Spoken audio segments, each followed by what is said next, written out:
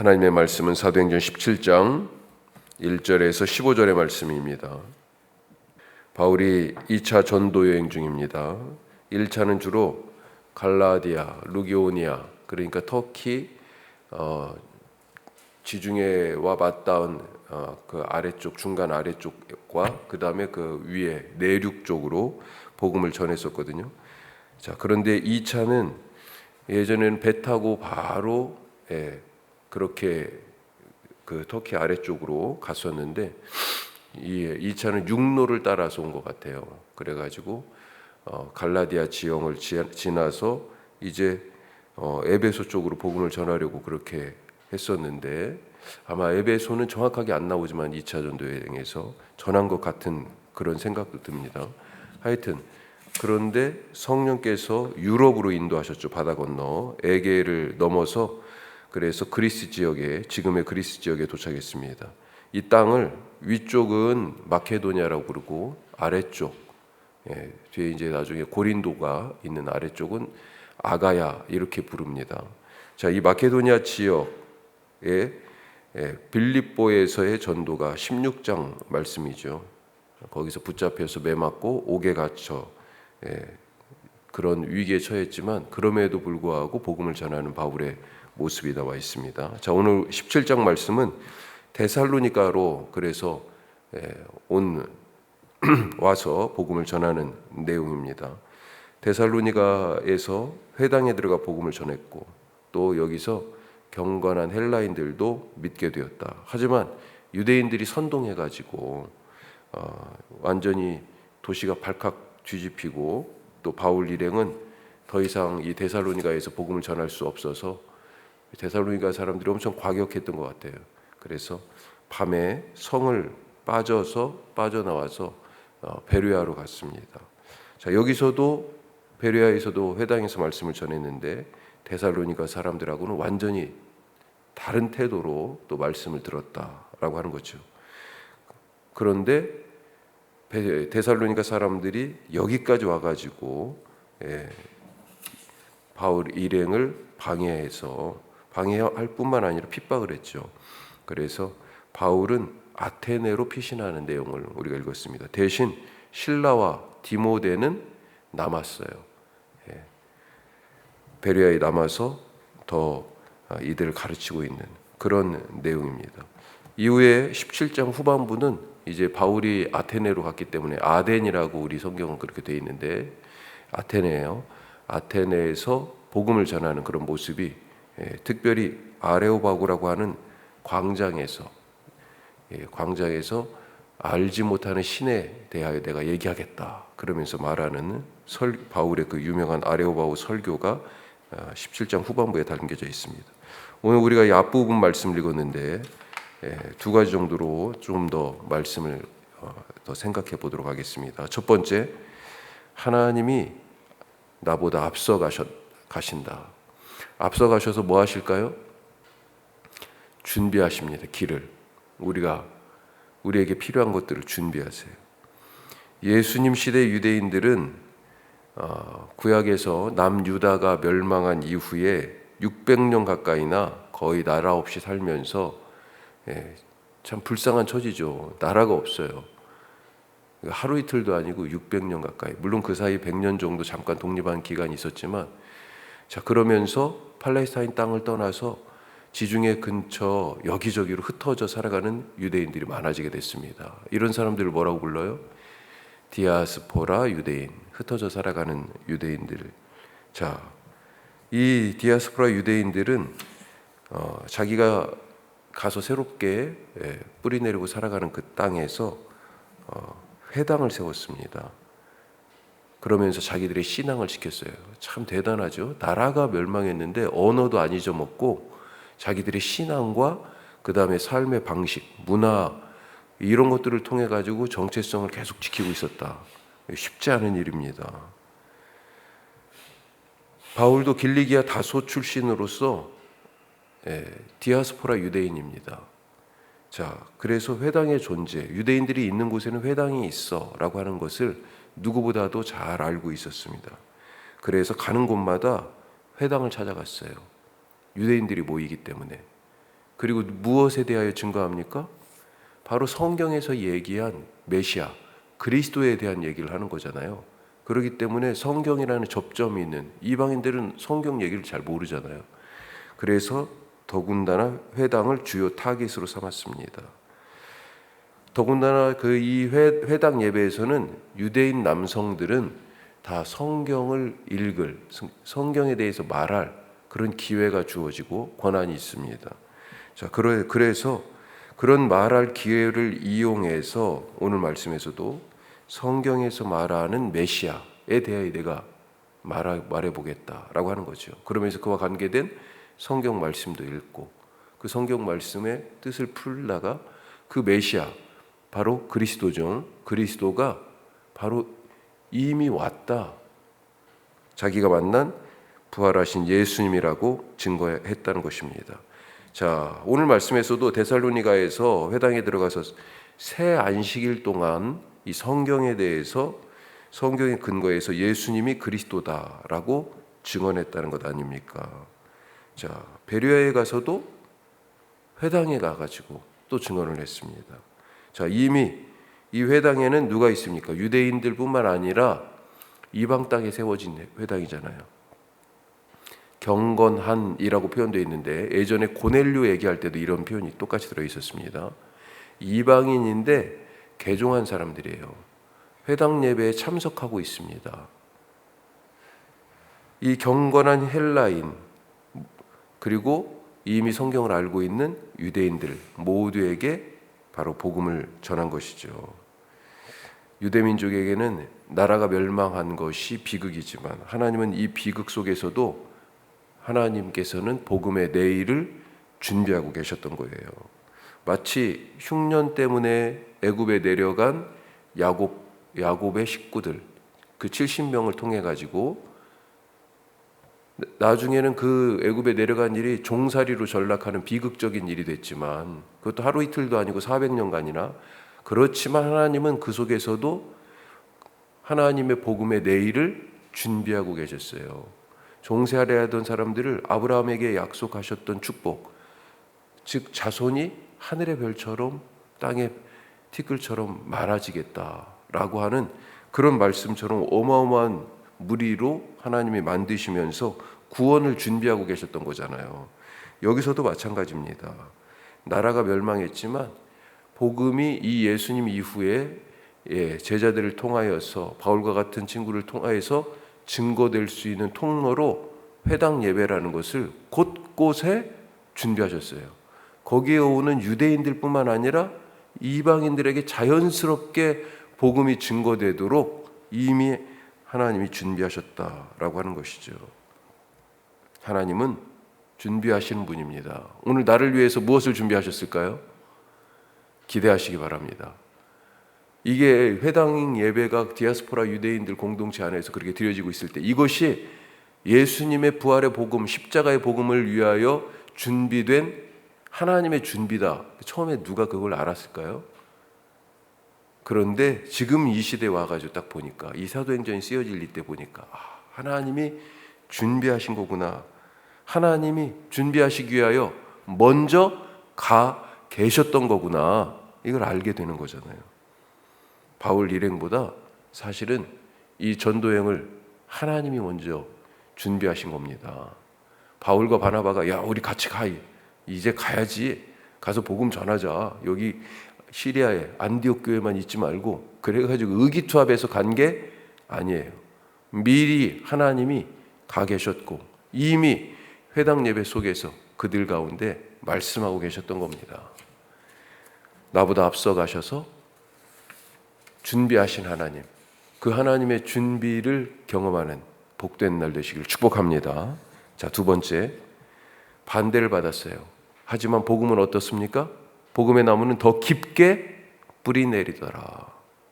우리가 어려움을 당할 때 인생이 더 깊게 뿌리 내리는 줄 믿으시기 바랍니다.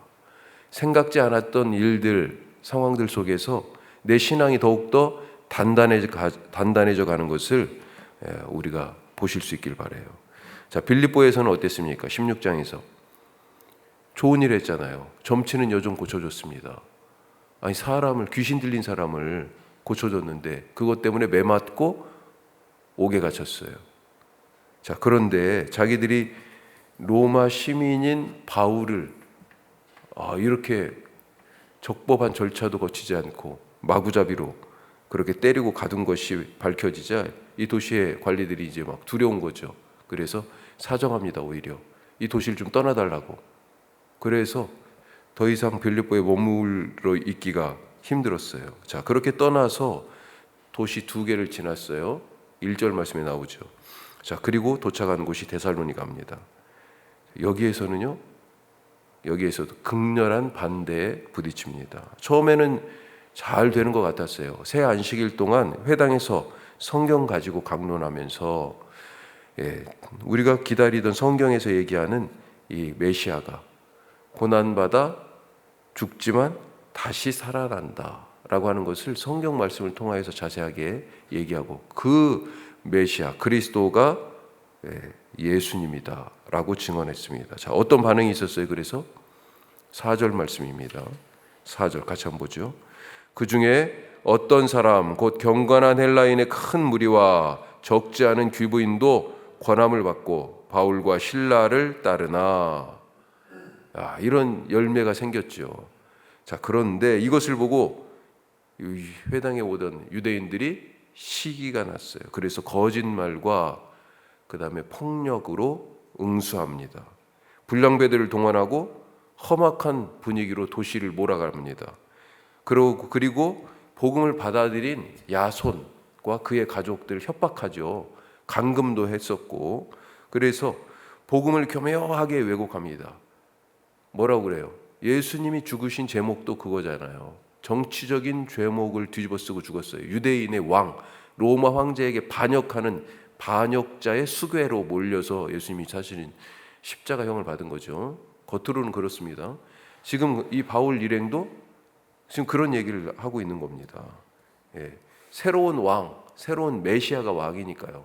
새로운 왕에 대해서 전하고 있다. 이 사람들 로마 제국의 질서를 파괴하는 사람들이다. 참 답답한 노릇이죠. 지금 그런 얘기를 듣고 있는 것입니다. 자, 도시가 소란한 그 책임을 지금 그래서 바울 일행에게 묻고 있어요. 아니, 소란케 한 것은 누가 소란케 했어요? 바울이 소란케 했습니까? 자, 그 결과 하여튼 바울 일행은 밤에 도주하여서 성을 탈출합니다. 그리고 베레아로 가죠. 자, 여기서도 회당에서 증거했는데 아까도 말씀드렸지만 데살로니가 사람들과는 그런데 영 다른 정반대의 태도를 이 베레아 사람들이 보여줘요. 11절에 보니까 간절한 마음으로 말씀을 받고, 이것이 정말 그런가? 날마다 성경을 연구하다는 얘기입니다. 그리고 여기서도 똑같이 복음 전도의 성과가 있었습니다. 자, 12절 말씀 같이 한번 보죠. 12절. 그 중에 믿는 사람이 많고 또 헬라의 귀부인과 남자가 적지 아니하나. 자, 이렇게 베레아에서도 복음 전도의 성과를 내고 여전히 데살로니가를 떠났지만 베레아에 와가지고 복음 전하는 이 소식을 데살로니가 사람들이 들었습니다. 그리고 막 떼거지로 몰려온 거죠. 예전에 1차 전도 여행 때도 그랬잖아요. 루스드라라고 하는 곳에서 날 때부터 못 걷는 사람 걷게 했어요. 그러자 막 제우스가 나타났다, 헤르메스가 여기 있다, 사람들이 그러고 예배 드리려고 그랬잖아요. 근데 그때 그 일 후에 이런 놀라운 일로 사람들의 추앙까지도 이렇게 받았는데, 그런데 1차 전도여행 때 그때 돌에 맞아 죽을 뻔했습니다. 죽은 줄 알고 성 밖에다 갖다 버렸었잖아요. 누가 그랬냐? 그 앞에 도시에서 온 사람들이 사실은 바울을 때렸던 거예요, 돌로. 지금도 마찬가지예요. 배려하지만 데살로니가 사람들이 와가지고 선동해서 돌로 치려고 하고 있습니다. 자, 바울은 결국 도시를 떠났고요. 누가 남았어요? 실라와 디모데가 남아서 이제 막 생겨난 베레아의 교회를 지금 막 보호하고 지키고 있는 거예요. 보살핍니다. 자, 어떻게 보입니까? 오늘 말씀이 복음이 이렇게 계속 거절당하고 전도하는 바울과 그 일행이 받는 핍박이 더욱더 집요해지고 거세지면서 이 복음 전하는 일이 어때요? 위축될 줄 알았는데 위축되지 않더라는 것입니다. 수그러들고 그쳐야 되는데 그렇지 않더라는 거예요. 오히려 거절과 핍박이 더할수록 복음이 융성해지는 것을 볼 수 있습니다. 이 도시에서 핍박을 받으니까 다른 도시로 갔잖아요. 야반 도주하듯이 막 그렇게 몸을 피했잖아요. 그런데 그 일 때문에 이 도시만 아니라 그 다음 도시도, 그 옆에 있는 도시도 복음으로 새로워지더라. 복음의 말씀을 듣고 구원받는 사람들이 생기더라. 핍박했는데 복음이 자꾸 퍼져가요. 이것이 바로 하나님의 역사입니다. 바람이 거의 너무 거세게 불어서 이거 나무 뽑히는 거 아니야 그랬는데요, 뿌리가 점점 더 깊게 박히더라 라고 하는 거죠. 하나님은 하나님의 방법으로 일하십니다. 반대와 찬성에 전혀 구애받지 않으세요. 베레아 사람들은 신사적이었고 그래서 말씀을 그러한가 진지하게 고민하면서 상고했고, 데살로니가 사람들은요 불같아서 막 돌 들고 지금 덤빈 거죠. 하지만 그런 찬성과 반대, 그런 반응에 상관없이 하나님은 자기 일을 하고 계셨던 것입니다. 그러니 걱정하지 마시기 바랍니다. 오늘 내가 하나님의 말씀 안에 있는 것이 중요한 것입니다. 세상의 반대와 찬성, 거절과 인정, 그것이 내 인생을 좌우하지 않습니다. 사도들이 그것 때문에 사람들이 받아들이니까 받아들이지 않으니까 거기에 좌우됐어요? 복음 전하는 일이? 전혀 아닙니다. 가게 하는 것도 하나님의 말씀이었고 여기에 머물러라 라고 하는 것도 하나님의 말씀을 따른 거였어요. 아시아에서 복음을 전할 것인지, 유럽에서 복음을 전할 것인지, 빌립보에 계속 남을 것인지, 데살로니가로 갈 것인지, 베레아를 갈 것인지, 베레아에서 바울은